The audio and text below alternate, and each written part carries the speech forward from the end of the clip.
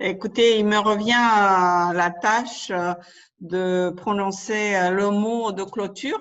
Je ne retiendrai votre attention qu'une minute ou deux maximum, juste pour vous dire que cela me paraît un très beau projet et que cette troisième édition de l'école d'été d'études byzantines confirme mon impression. Je voudrais avant tout féliciter l'équipe de l'Institut du Levant, et à commencer par Anna Maria Raducan, mais toute l'équipe, parce que je sais qu'il y a tout un staff technique, administratif et bien sûr scientifique. Et donc, Anna Maria les nommera peut-être après. Oui. En tout cas, un grand merci. Et bien sûr, tout cela n'aura pas été possible sans leur soutien. Et personnellement, j'ai noté une belle participation, c'est-à-dire aujourd'hui, on a pu voir une vingtaine de connectés, très belles participations, et donc les conférences ont été bien suivies, ce qui prouve encore une fois l'intérêt réel pour le domaine et la nécessité de poursuivre.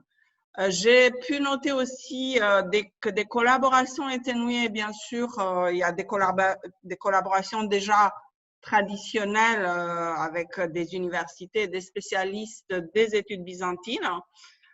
Pour ma part, donc l'INALCO est arrivé l'année dernière, et donc on compte poursuivre avec d'autres colloques l'année prochaine qui sont déjà en préparation. J'ai aussi remarqué un penchant ou une tendance à décloisonner les domaines, et ça me paraît très important. Et décloisonner, bon, quelle meilleure preuve que le fait qu'un quelqu'un qui étudie le judaïsme a pu participer à cette école d'études byzantines. Et donc, je forme le vœu que les prochaines éditions accentuent encore plus et s'intéressent encore plus à l'aspect multiculturel et à ce que j'appellerais un regard de biais, ce qui permet de voir autre chose que lorsqu'on regarde les choses directement. Les sources, parce qu'elles disent directement, on peut aussi les regarder de côté ou de biais, comme c'est la formule consacrée aujourd'hui. Je voudrais aussi souligner que Zoom a eu ses avantages. Il a ses désavantages, mais il a aussi eu son avantage, c'est que d'une part, il a rendu possible cette troisième édition de l'école d'été et qu'il a contribué à abolir l'espace. Et que peut-être des collègues qui n'auraient pas pu faire le déplacement ont participé quand même à cette école et à des échanges très fructueux.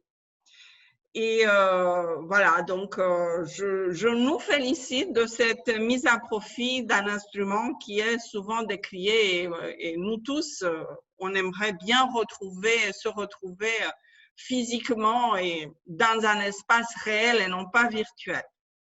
Et on espère encore, il semblerait que les projets pour l'année prochaine, ça serait vraiment une école d'été en Roumanie. Je ne sais pas si ça sera à Bucarest, mais en tout cas en Roumanie, et piloté toujours par cette fine équipe de l'Institut du Levant. Je voudrais juste préciser que les participants recevront un diplôme